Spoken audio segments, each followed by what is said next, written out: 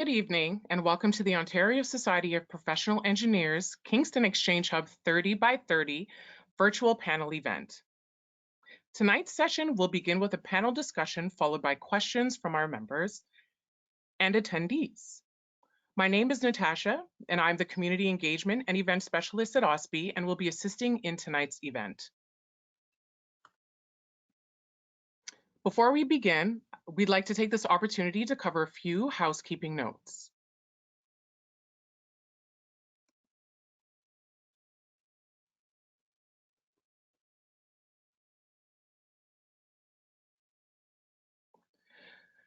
The first is that attendees will remain muted for the duration of the session. And during the event, you will have an opportunity to ask questions using the questions box. So please submit your questions by typing it into the box as indicated here in the example. This will be sent to staff monitoring tonight's event and will be read aloud. To change your personal view of the webinar, please use the gray bar to adjust the presentation to video view. And now, without any further delay, we would like to introduce you to our moderator for this evening is Shivani Nathoo.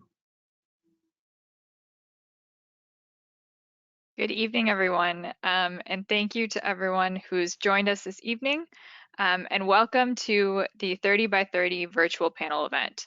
My name is Shivani Nathoo, as Natasha mentioned, and I'm a recent graduate of the University of Toronto's Engineering Science program, and I'm a member of OSPE's Diversity and Inclusion Task Force. I'm really excited to be here with you this evening. We have a great event for you tonight. So in 2019, OSPE launched exchange hubs at some academic institutions across Ontario. The 5 hubs were launched at McMaster University, Queen's University, Ryerson University, the University of Guelph, and the University of Windsor. The intent is to provide individual OSPE members with opportunities to collaborate on concerns relevant to engineering, regardless of their career stage, in a multidisciplinary environment on initiatives specific to geographic sectors. In saying that, OSPE's Kingston Hub organized this 30 by 30 virtual panel event to discuss the ways in which companies can help raise the percent of newly licensed engineers that are women to 30% by the year 2030. OSPE believes that engineering employers have a significant role to play.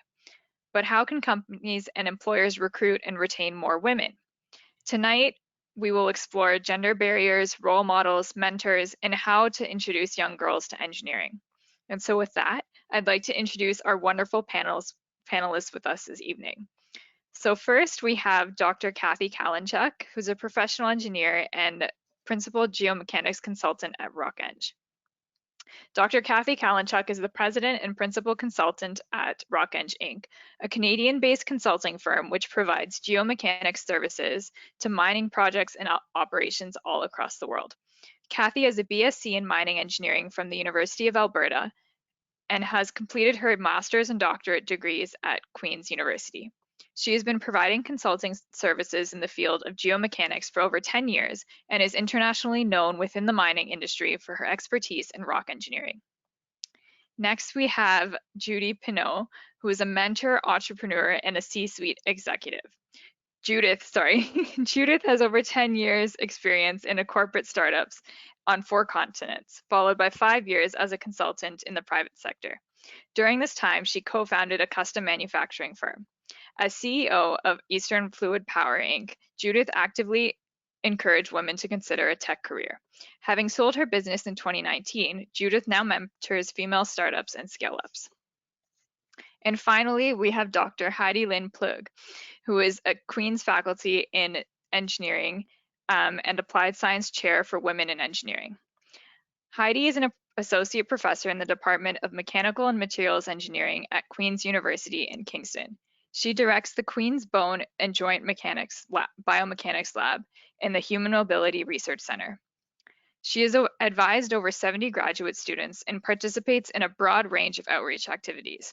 She is a 2019 recipient of the NSERC Discovery Grant, Discovery Accelerator Supplement, and the Canadian Foundation of Innovation John R. Evans Leaders Fund Award. She has a BSc, MSc, and PhD in mechanical engineering from Queen's University. So welcome to all of our panelists. And with that, I'll jump into the questions that we have tonight. So the first question for those who may not know, why do you think that we need a 30 by 30 initiative? And why are we not attracting and retaining women in engineering or technical fields? Would anyone like to start off that question? I'll kick off if you like. I think it's incredibly important that we have gender parity in all of the professions, but especially in engineering, because bringing that woman's perspective into the profession really changes all of our innovations going forward. So I think it's critical that we encourage women to join the profession, feel comfortable in the profession, be able to progress and see their careers develop. And it's only through doing that we're really going to create that ecosystem so more women start to feel comfortable in the profession. Great, thank you. Would Can I anyone add else like to to? that? Go ahead. I also think it's not something that's going to happen on its own. I think there's a lot of momentum for things to stay as they are. And so if we want things to change, if we want to reach 30% women by 2030, we have to put energy into it. And I think it's important that the energy that we put into it is a sustained energy. So it can't just be a short-term initiative. It has to be something that we put effort in and continue to put effort in. Otherwise, it won't change on its own. Great. Yeah, and I echo the same sentiments. I think probably one of the biggest value adds that we have for engineering disciplines is diverse teams. And the more diverse the engineering team that you're working with, the better, more innovative outcomes we're going to get in any field, regardless of the type of engineering. But we get better answers when we have more diverse teams, and we need the females at the table to represent that. For sure. So I'm going to my computer and I'll be back in a second. Yeah, no worries. So moving forward, what do you think that companies can do to support the 30 by 30 initiative? Judith, I guess we can start with you again. Yeah, well, if I put on my old hat as CEO of Eastern Fluid Power, we consciously aimed at bringing women into our engineering department because we really saw how important that was. Our firm was in a very male-dominated field, predominantly mechanical engineering, some civil, some electrical. And I used to actually find it very difficult. Predominantly in-house, we would have mechanical engineers, and we would contract out for projects, any other disciplines we needed. But I used to find it very difficult actually to find mechanical engineers that wanted to work in our sector. We found electrical more easily, but mechanical was tough. So I think it behooves employers to reach out to the institutions like Queen's and actively be present, have their businesses be known, and have their businesses be known as being a woman in a diversity-friendly environment. Great. I think we're doing over the course of my career, I think I've seen a pretty good improvement in our ability to recruit young female engineers. A lot of university classes now, especially in my discipline of mining and geological engineering, I'm seeing more and more females represented at the university level. And when I'm working on projects and with engineering teams, I'm seeing a really good mix of young men and young women who are entering the careers as EITs and young professionals. But I think we really need to focus on how to retain engineers as females, right? Especially at the late 20s, early 30s, even to 40 years old now, retaining them half of the females that I was friends with when I graduated from my bachelor's degree aren't working in engineering now. They all have engineering degrees, but they're not necessarily working here. And so I've been putting a lot of thought lately into like, well, how do we keep them retained? And there's the obvious answers like, oh, we need to have flexibility around family, out of life work. But that's something that women and men need to figure out together. So I don't want to focus that conversation around family life. But a few areas that I think we can improve is around workplace satisfaction. As an example, I think that you have a much more satisfying career when you are friends with your colleagues, right? When you're friends with your colleagues, you have a great time when you go to work. If you're the only female in an office environment or in a work environment, it can be quite lonely. You don't necessarily have the same camaraderie with your friends. So employers really need to find like team building exercises or some way that men and women can relate to each other on a more personal, friendly level, so that they can build those relationships and have that extra input instead of just, you know, the professional satisfaction and the financial satisfaction of having a job, but also the emotional satisfaction that you get from your colleagues. Great, thank you. And Heidi, did you want to add anything to that? I guess one thing I would like to add is professional development. So, which I think goes to what both Judith and Kathy were saying. So, to give women also opportunities to further their careers once, that's I think part of the recruitment, retention, but also then progression of the women in their workplaces. Definitely. And jumping off of that, what are some things that you think businesses are doing right now which are not helpful or causing professionals to disengage and leave? So you mentioned some of the things that they can do to improve. What are some things that you think are negatively impacting women in the workforce right now? Anyone can jump in. Workplace culture probably is the thing that is popping in all our minds at the same time. And you know, that can come out in many different ways. But one thing that maybe is easier for companies to get a handle on is to make some measurements. So to look at some of your own data. So I would encourage you to look at salary data. For instance, we're still surprised about inequities in salaries, and that can you know, be negative workplace environment, but also the visibility within your company. So on your social media, on your Facebook or your web pages. You know, one of my students went through and counted the men and women on the Queen's web pages in engineering, and it's shocking how far we are behind in some simple things like that as well.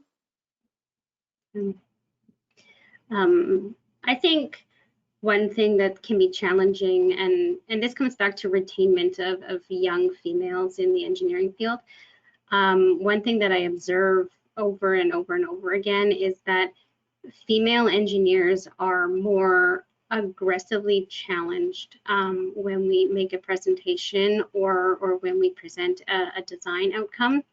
And I'm not a psychologist, so I'm not going to try to like say why, but I do recognize that females are more challenged. I've spoken to colleagues like, why does this happen? Maybe it's because society is used to seeing, just accustomed to seeing men in powerful positions, and so we inherently trust them, like just subconsciously without even thinking about it. It doesn't mean that you're sexist or biased or something, but it's almost like a subconscious thing that we just inherently trust what older men have to say. And I see it over and over and over again. When young females do a really good job, they're still challenged. So when I see a young female do a good job, or even an older female do a good job, like call it out, celebrate it, acknowledge a good engineer when you see one, so that we can start building that trust in our community. That's a great point.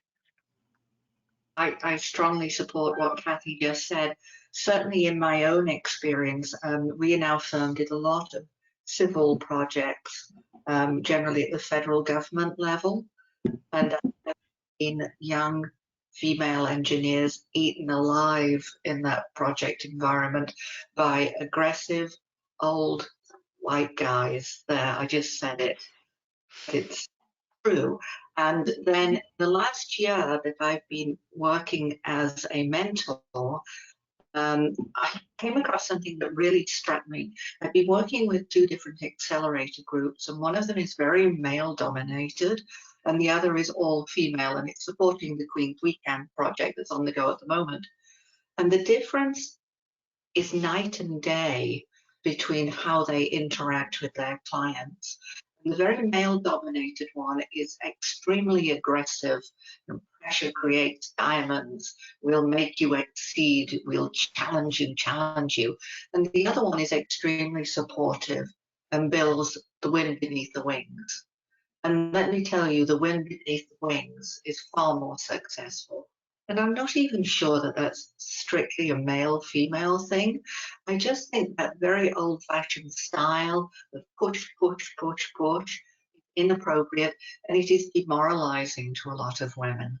I think demoralizing to a lot of men too. But I think somehow we've got to rid our profession of that style of management, because I don't think it's. Oh, for sure. Thank you. That your point about mentorship and the different styles leads into the next question that I have is, I was wondering if you'd be able to speak to the importance of mentorship, both in how you've experienced in your careers, as well as in the careers of those you see coming after you. Does anyone want to jump in? And Judith, you raise your hand, you can go ahead. I've been fortunate to have wonderful mentors in my career.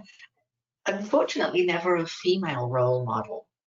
And when I was asked to start mentoring after I'd sold my business, which was just December of last year, it wasn't something I'd really considered, because I think as women often we feel that we want to hold back and we don't think that we could possibly have so much to offer. But in just interacting with the different women that I have been working with over the last year, which is about 10 people now, mostly in tech and some people in underrepresented groups, I realize how valuable it is to have somebody A, on your side, but B, who's objective about what you're doing in your business or your professional life. And so I have found that it has been immensely satisfying to me, and hopefully to those I'm working with as well, to enter those kinds of relationships. And I think that that's something that can really help young people and not so young people take a far more objective look at their career and at their business. Yeah, those are good points. For me, mentoring, I think it's really easy to mentor people that are similar to us, right? It's easy to mentor people that you can relate to on a social or an emotional level. And right now, right, society, the management level in a lot of companies is dominated by men for lots of different reasons. And it's easy for them to mentor other young men. I mean, there's a lot of great men that are mentoring young women. This is a bit of a generalization, and it's just like it's easy for women to mentor other women. So we need to encourage our senior level people, our senior engineers and our management level people, to get out of their comfort zone and mentor somebody who's not like them, just to, again, promote diversity and build stronger teams. Yeah, I totally agree. So mentorship has to be part of the solution, and it's not going to happen on its own. Like what Kathy was saying, especially when we're talking about mentors that are different than their mentees. So it's going to take, it needs energy, so it needs support, and it has to be deliberate. But at the same time, it doesn't have to be formal, you know, and I think the word mentorship scares people away because, you know, they haven't taken the mentor workshop. So I won't be a good mentor, so it's better if I don't sign up. But there's so many ways that people can support the new engineers in their company or in their environment informally. And I guess I would also want to add, it's not just about mentoring, but promoting. And I forget, somebody else used that word as well. So it's recognizing them, or recognizing opportunities that they might not be aware of.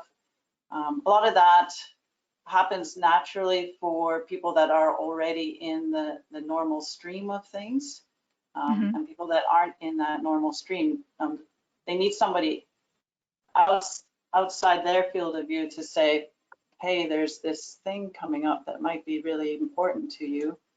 We can set you up for that so that you're ready for when it comes. You need someone else to help you with that. I've heard the word sponsor being used to kind of describe that. So a mentor is someone that kind of gives you advice, and then it also helps to have a sponsor who's, you know, there and advocating for you on your behalf. And I think both of those are really important. And as well as you mentioned, I think a lot of people are scared of the word mentor and mentorship. And so just supporting other people is essentially just all that it is. And I think that's really what we need to move towards, as opposed to people trying to find the mentor that's going to help them boost their career. So with that, I think we'll move to audience questions. So Natasha, I'm not sure if there are any questions that you'd like to read off at the moment. Yes, so everybody, please feel free to type in the question box if you do have questions that you would like to ask. We do have 3 right now. I'm going to start with Julia. Philip Plick. Are there systems or structures in place to connect new female and female identifying grads with companies that are committed to EDI initiatives and retaining female and female identifying talent? That's a great idea. I'm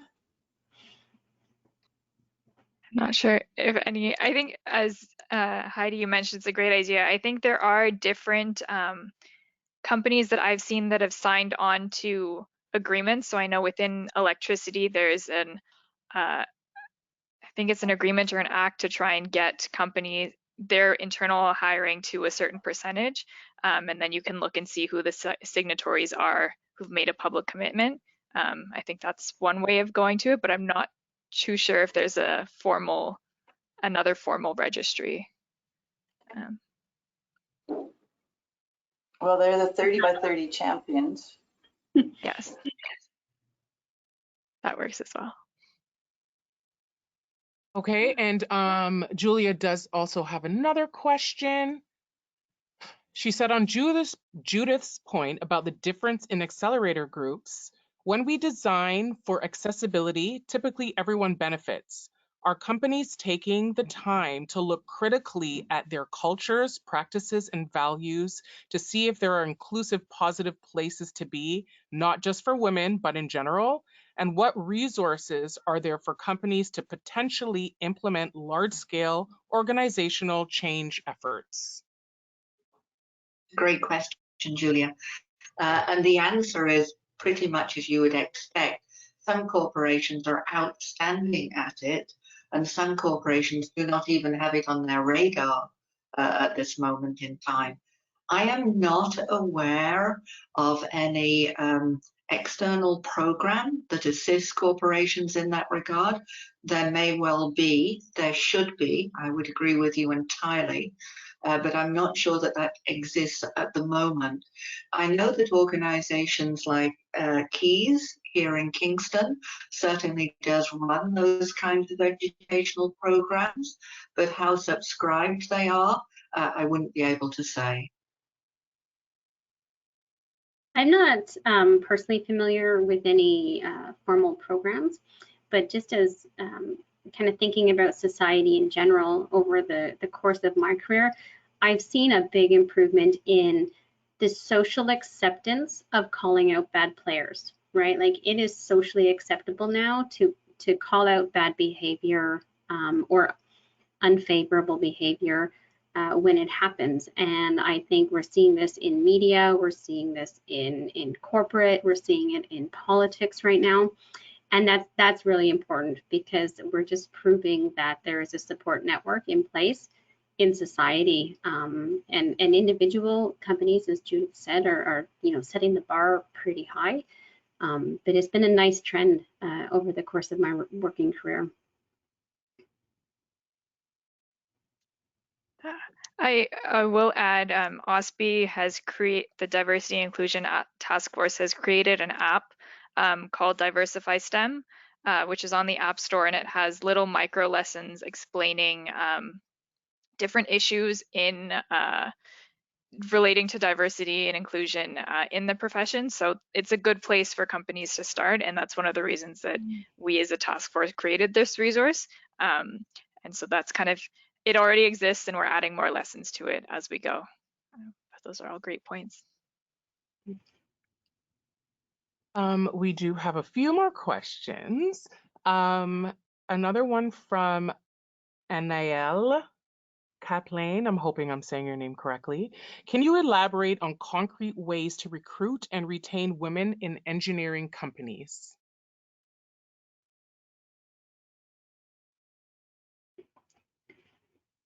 And this is for anybody, anyone. Well, I'll speak from personal experience. Our company, we're a small firm. We're 10 people. We're an engineering firm in mining and geology, so it's obviously a male-dominated industry. But our company is more than half female, and maybe that's because we have females doing the hiring. Maybe. So making sure that your selection committees are diversified, right? If you have a diverse selection committee, you're more inclined to select a diverse pool of people that you're going to hire. That makes a big difference. And then one more point on retainment is being the bandstand or the cheerleader for accomplishments of young females. And encouraging young females to cheer each other on, right? Rather than being competitive with each other because they think maybe there's only place for 1 or 2 females in the workforce, they should be cheering each other on, and because we're all on the same team. So being each other's cheerleader, I think, is huge also in terms of retainment and recruitment. One of the things that we're attempting to do, again, in partnership with Queen's at the moment in Kingston, is to really develop a eco-friendly community for professional women and women entrepreneurs. And I think as we're able to grow that community, we're going to create an environment here in Kingston and surrounds that becomes known as a good place for women to work and follow their profession and to follow their entrepreneurial desires. So I think it starts at many levels. Obviously, it starts in individuals' firms doing outreach. And as Kathy said, it depends on the selection committee.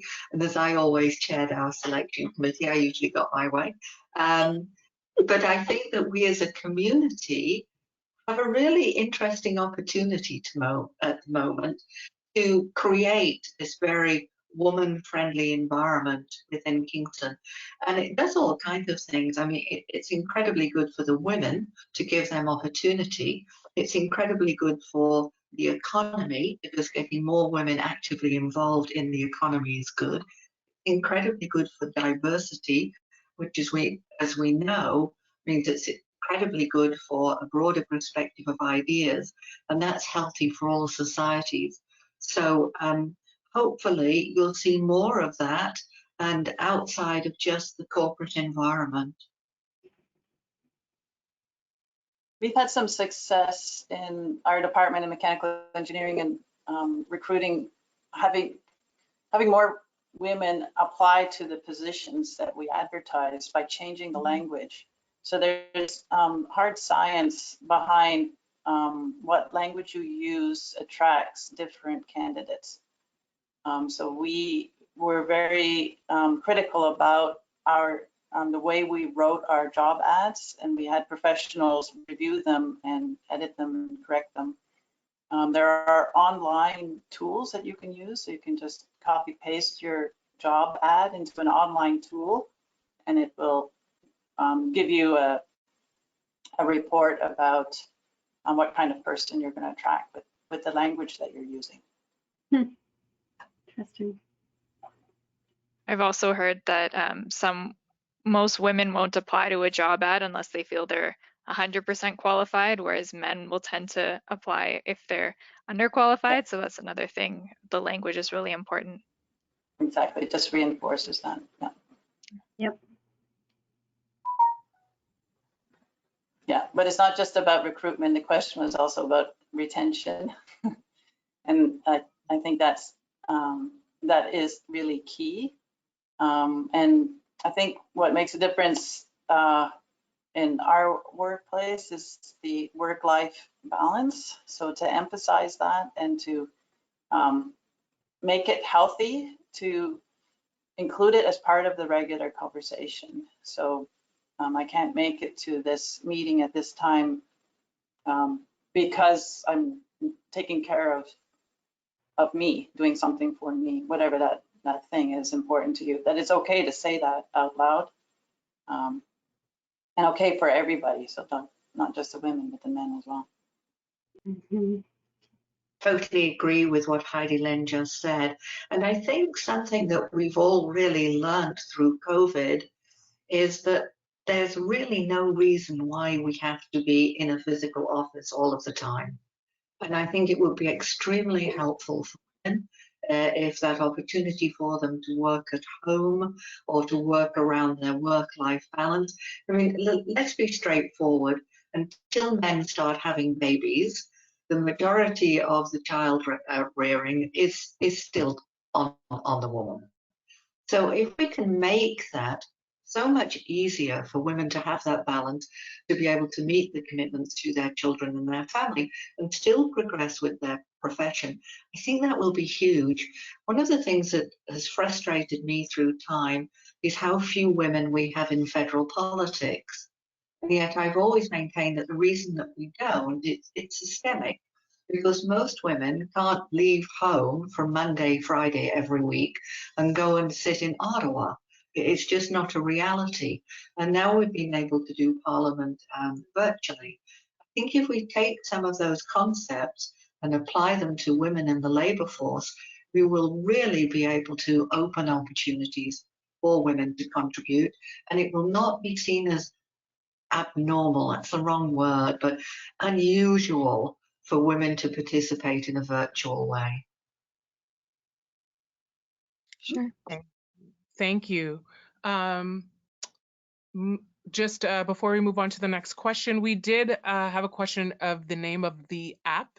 It's called Diversify STEM. We will place that in the chat box in case anybody's interested in downloading it and taking a look.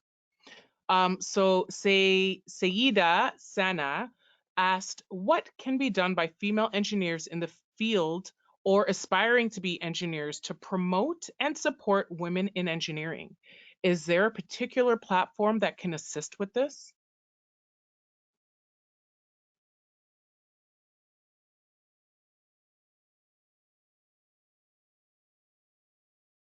That question was for anyone, right? Yep. Yeah. Okay. You want to jump in? Not that I'm aware of. Yeah, I'm not aware of any. But right, if women want to promote and encourage other females in our field, we have to step up, right? We have to sit at the table when the meeting's going on. We have to make our contributions. We have to do things like get involved with our professional societies, right? Somebody mentioned here, right? Men are more inclined to throw their resumes in, even if they're not 100% qualified, whereas women aren't. I think the same thing rings true on some involvement in professional societies. So as an example, the people who are organizing professional conferences, right? If it's all organized by men and they invite all of the head speakers and the keynotes to all be other men, we're not cheering each other on. So the females need to step in and be present and be visible, because if we're not visible, then the younger females coming up don't see us and they don't see the career path ahead of them.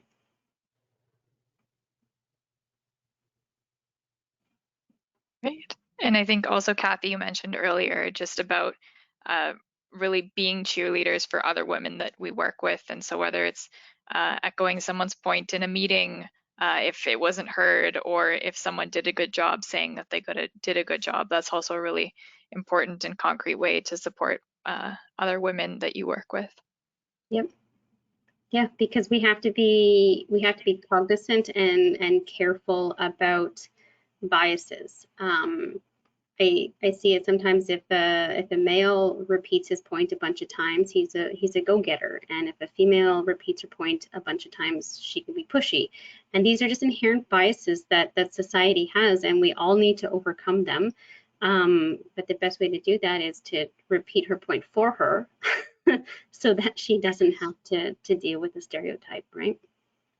Yeah, it's a great point. We Yeah, oh, I'm sorry. Just No, gonna no. say the platform doesn't have to be a big platform. So these examples of just supporting each other in your work environment on site or at the meeting table are platforms that make a difference. Yeah. Thank you. We have a question from our president and chair, Rejan Amy.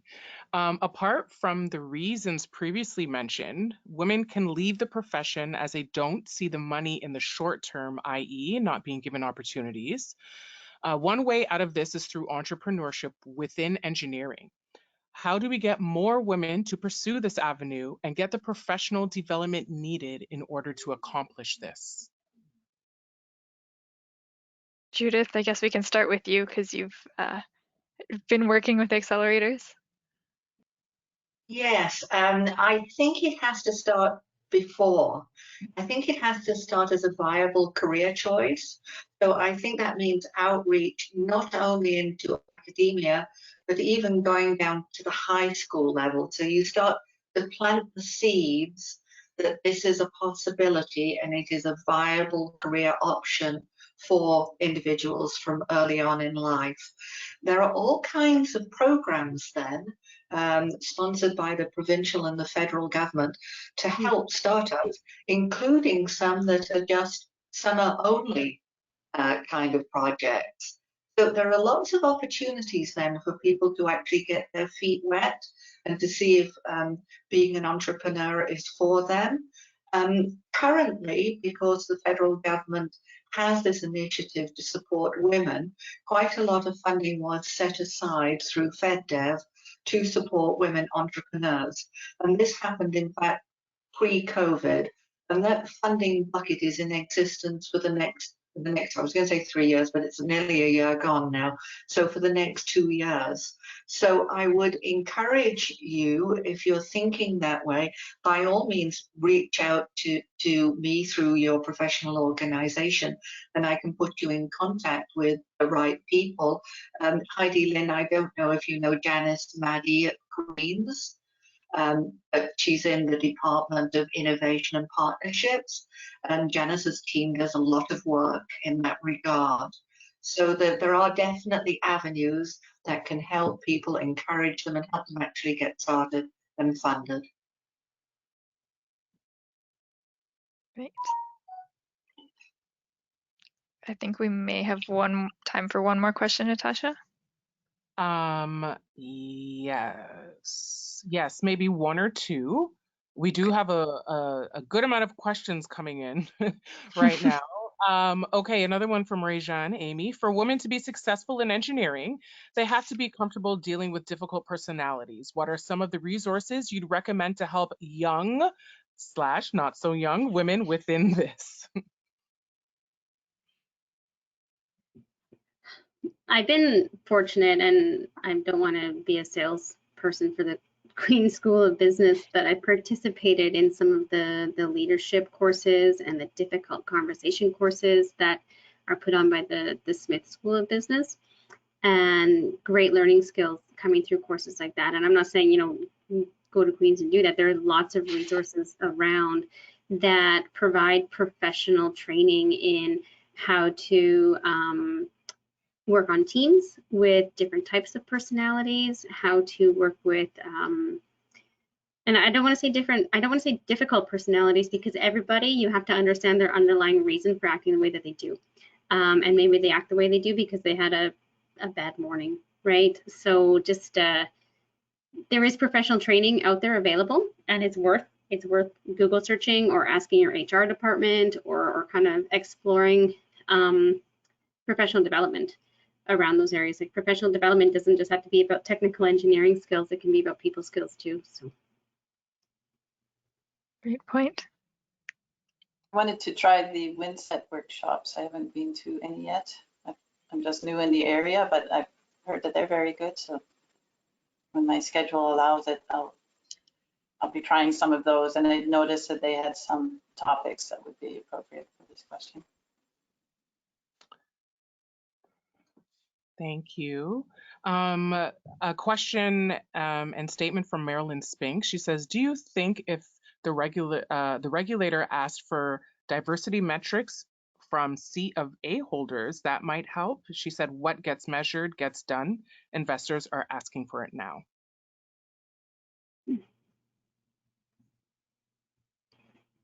that's an I agree interesting. that what gets measured gets done. So I'm a fan of collecting data and sharing data and using the data to help you see what's working and what's not working, and cycling back and making corrections in your efforts. Yeah, I agree. I think that some metrics, we have to be very careful, especially with corporation size.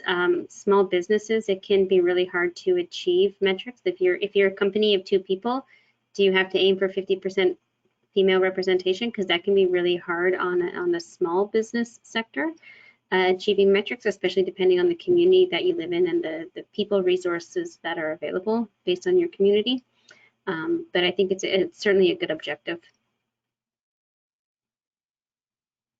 I also support what's measured gets done. And I agree with Kathy. We were a small firm at max 20 people, and I struggled to find the level of diversity that I wanted. A lot of our workforce were in the skilled trades, and that's still very heavily dominated by men, although we did hire the first Red Seal millwright, a female, and she was also a woman of color. So that was quite amazing. But she, in my 30 years in that business, she was the only one I ever saw. So it's, as much as you're looking towards gaining that parity, it's sometimes difficult. And if it was legislated, that might find it extremely difficult for small business. Mm-hmm. Great point. Thank you. We probably have time for maybe 2 more questions. We're just going to extend the question period a little bit longer. So Margaret N. Hodges just said, FYI, the CSA standard and implementation guide to the National Standard for Psychological Health and Safety in the Workplace is an excellent model to compare your organization. The characteristics described go a long way to creating a good workplace, and also speaking to being women friendly. And then Margaret also said, also for the group to be aware of is that Engineers Canada is developing a guideline to help the engineers and engineering firms make decisions that will foster an increased percentage of women in the workforce. They're conducting national surveys to learn more about the current engineering workplace practices, potential audiences for guidelines and topics it should cover. So she did provide us the site. If you guys are interested, I can forward that over to you. So a question from Nagma is, do you think affirmative action is necessary?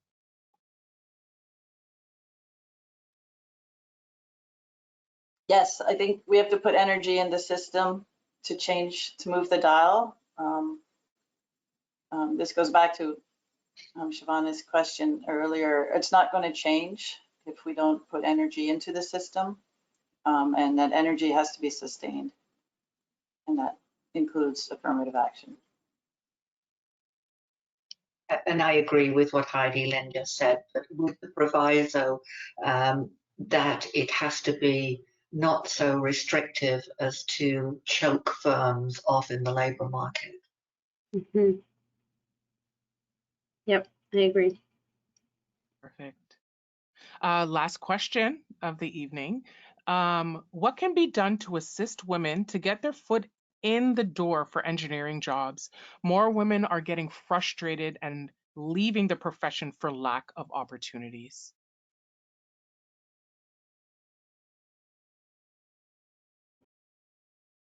So that is that's just an open question for anybody to answer.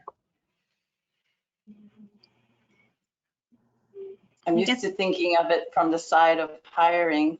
So I'm converting your question to the side of finding an employer, right? That's your question. Get their foot in the door engineering jobs. Just being able to, to get their foot in the door to get an engineering job, and women are getting frustrated and then just leaving the entire profession, right, for the lack of those opportunities. Yeah. You have to throw your name in the ring, right? Like we said, women are less inclined to put their resumes out there if they think that they're not exactly qualified for the job. And we need to encourage young females coming through our colleges and universities to throw their name in the ring regardless, right? I mean, the guys are doing it, right?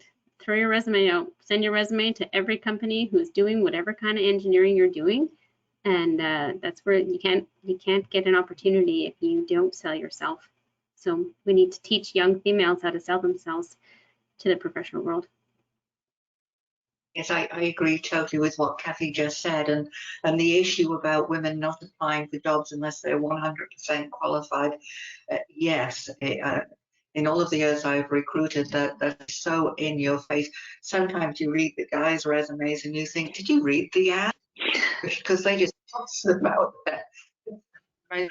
The other thing I would recommend that you do too is networking, because if you can get a warm referral into a firm, that gives you a much better opportunity of getting into that interview position. So never neglect your network. For many of you who are perhaps still in university, develop your network from university through your professional organizations, doing things like the weekend program. And because you never know when you can reach out, particularly to another woman will always help. If you can reach out and say, I'm really interested in getting into this firm. Do you know anybody there I could speak to? So I would encourage that. Yeah, networking's a big one. And I tell, well, anybody who will listen, right? If you're a young person, whether you're a male or a female in the room, if you're at a conference, go over and shake everybody's hand. It might be out of your comfort zone. Do it anyway. If you're at the company Christmas party, walk over to the president and shake her or his hand and make yourself known, right? This is networking. It's uncomfortable to introduce yourself to strangers, but you got to get out there and do it. You force yourself to do it. The first time is hard. The second time gets a little bit easier. And small seeds grow. So sometimes it's just little things that you do that might not have seemed that important at the time when you were an undergrad as a student, they may have consequences later.